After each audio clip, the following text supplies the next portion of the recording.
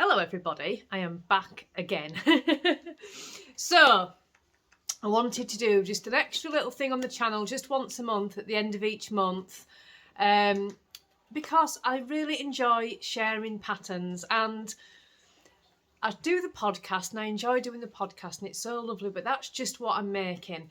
So I want to share some of the patterns that have either been on my radar or are in my Ravelry library or my favourites list over the past month. Things that I've found, just to sprinkle a little bit of pattern inspiration around. So I'm hoping it's not going to be too long a video. I'm going for about 10 minutes, hopefully, just to give you some pattern ideas. If anybody's struggling, which there are so many patterns, we don't need to struggle, but it's nice to share some patterns, some that I've found. So it's not going to be anything that I have shown on the podcast that I've knit. None of these will be anything that I'm currently knitting, but it will be patterns that are either, like I say, on my favourites list or in my library that I'm either planning on casting on soon or I've got on my radar and think I'm going to cast that on. So I have got 4 printed out to start with, which are... So Danny has discovered how the Ravelry how the Ravelry wish list works. So he's been able to access my wish list and he's bought me a few patterns this week. Honestly, I was so blown away. So these are the first 4 that I'm going to show you. And then I've got some on my favourites list that I just want to share as well. So the first one is a Helen Stewart pattern. I'd had it on my wish list for quite some time and it's a pair of socks. And it is the Curling Mist socks. Look at those. Aren't they beautiful? I'm going to do those in, I've got it right behind me as well. I didn't even plan that, the yarn was just there. So I'm going to do it in that yarn. How gorgeous are they going to look? Aren't they beautiful? And I might do that for the next month's sock club for the year of the sock. But yeah, so these are, let's see what it says. So Helen has written, here in the eucalyptus forest, first thing in the morning, it's like another world. For a few magical hours just before the sun takes over, this place is cool and dim. Sculptural gum trees reach for the skies. Mist rises from the forest floor, curling around the trunks and branches. Crush a few leaves gently in your hand and breathe deeply. That wonderful scent, part honey, part peppermint and part citrus, will follow you all the way home. The curling mist socks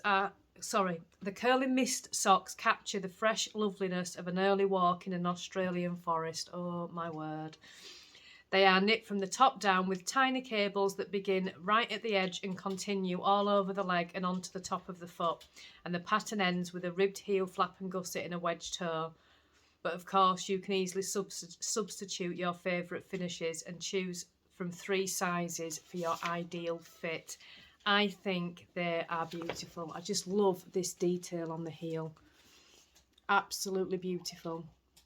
So that is my first pattern that I want to share. And as with all of Helen Stewart's pattern, they come with a row by row stitch count that you can just tick off, which is always fabulous. So pattern number 1. Let's put that yarn back. Now, pattern number 2 has actually been on my wish list again for quite some time, and it is this Celeste socks by Sock Witchery, which are these ones. Aren't they gorgeous? You can't really see the beautiful detail on them because of the yarn, but it's like a diamond. Can you see it? Maybe about there. These are gorgeous. None of these ones that I'm showing you here are free patterns of the printed ones that I've got.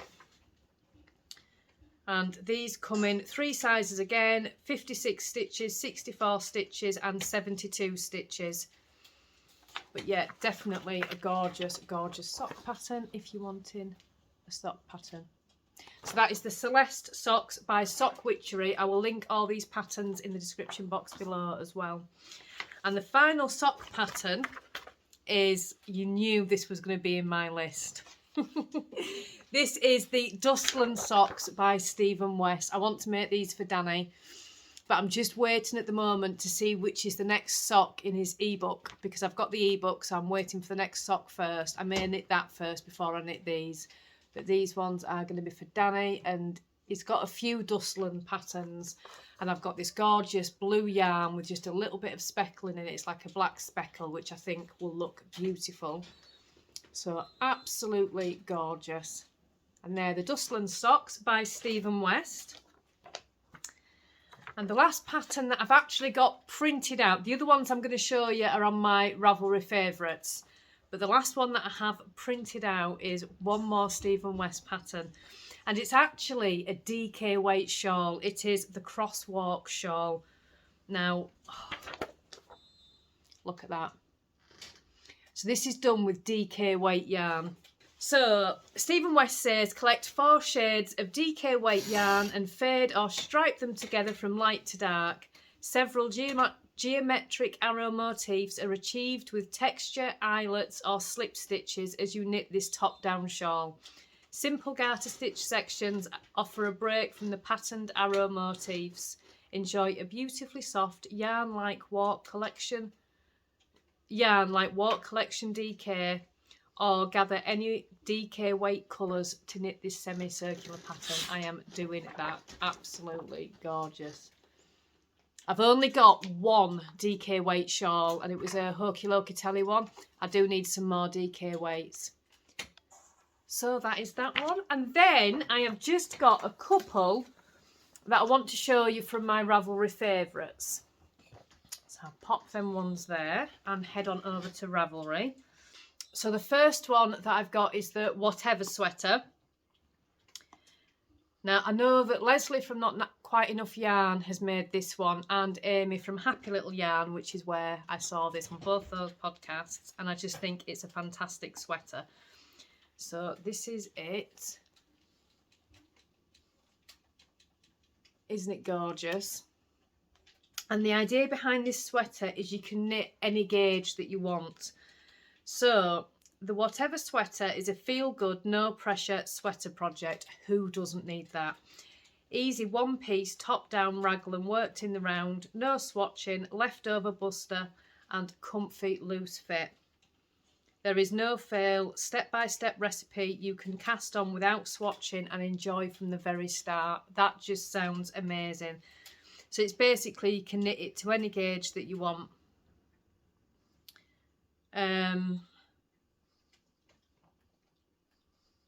It says leftover fingering weight, or you can throw in lace or sport weight too, whatever makes you happy. You'll be holding yarn double at all times, which is a great opportunity to marl, blend, fade, mix and create all kinds of fun colour effects. So the bust circumference, why can't I speak? The bust circumference sizes start at 28 inches and go all the way up to 62 inches, which is really, really good. And the pattern is only €2. That is amazing, which if you're in the UK, it's about £1.85. It's just brilliant. It's got quite a number of projects as well, so it's been made quite a few times. There are some gorgeous, gorgeous sweaters on the project pages on that one. So that is the first one. The second one is the Swarf. I don't know if I'm saying that right. Now, before I show you this pattern, I'd actually seen a similar sort of pattern on the Knitty Stew. Is it the Knitty Stew? Yeah, the Knitty Stew podcast. And oh my God, hers was just amazing. It wasn't the same pattern, but it's based. Well, let me show you it first. I kind of feel that I need to explain this one. So this is it. It's not a jumper, it's not a shawl, it's not a scarf, it's something in between. So you basically, you know how most points in the year I like to wear stupid little jackets that do not keep me warm because I don't like the feel of a big winter coat. So what you would do is you would put this on, and it sits inside your jacket. So from the outside, it looks like you've got a sweater on, but you haven't got all the bulk of wearing a sweater underneath a coat. But when you've got a coat on, it looks like you're wearing a sweater. So it's long at the front, but on the back, it's quite short. So when you've got a jacket on, oops, I've knocked it off. Can you see? It looks like you've got a sweater on, but you haven't. And especially when I'm driving, I really hate driving in a coat, especially if I've needed to put a jumper on. So if I've got a jumper on in the house, I've got to take it off if I need to put a coat on to go out. And then you get cold, and this is just the perfect thing. So this one is, you've got to buy the ebook for this pattern, but there are some good patterns in the ebook. So it's £8.45 or $9.95 US, which I still think is really good, because for that you get 5 patterns, which are these ones here, which I think are really, really good. Now let's go back to that. Now this is an Aran weight project, and it uses 5mm needles, and it is just gorgeous. So what it says is, it looks like a sweater and functions like a cowl or scarf. In other words, it's, I can't say that word, I'm going to miss that bit out. When you look at the Ravelry page, you'll understand why. And it's homage to the venerable accessory known as the dicky. When you slip it over your head and add a jacket, it looks like you're wearing a cosy pullover with lushy mild gradient stripes and chewy basket weave texture. Think of it as a sweater you can get without having to make the back or those pesky sleeves. Who does not want to knit that? So that one has been on my list since I'd seen it on the Knitty Stew podcast, and it just, she had it on as she started the podcast, and I actually thought she had a sweater on. It wasn't until she took her jacket off and showed what it was, I thought, that is just such a genius idea. I fell in love with it then. So I think that's a really good project, and I will be making one of those this year before autumn, because I want this for autumn. And my last one is another pattern that's a little bit different. I'd seen this at the start of January, so it's been on my favourites ever since. Now it's a mitt pattern, but it's a little bit different. They have a very, very different construction to how you would normally knit a pair of mitts. And I just think it's really, really fun. So these are called Nordwand. They are $3.90. Is that right for euros? €3.90. And in pounds, that is £3.61. So let's show you. I'm going to show you the pattern first. That's that.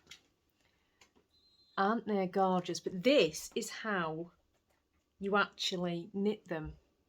So you actually start at the thumb. Isn't that cool?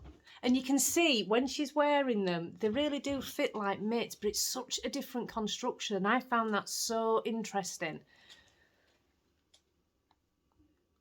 And it says, you start these unusual fingerless mitts by knitting the thumb. The special design enables you to knit the mittens any size you like, and the slightly sloped edge will cover your fingers perfectly. Nordwand mittens feature a Fair Isle pattern using 3 colours in fingering 4-ply yarn.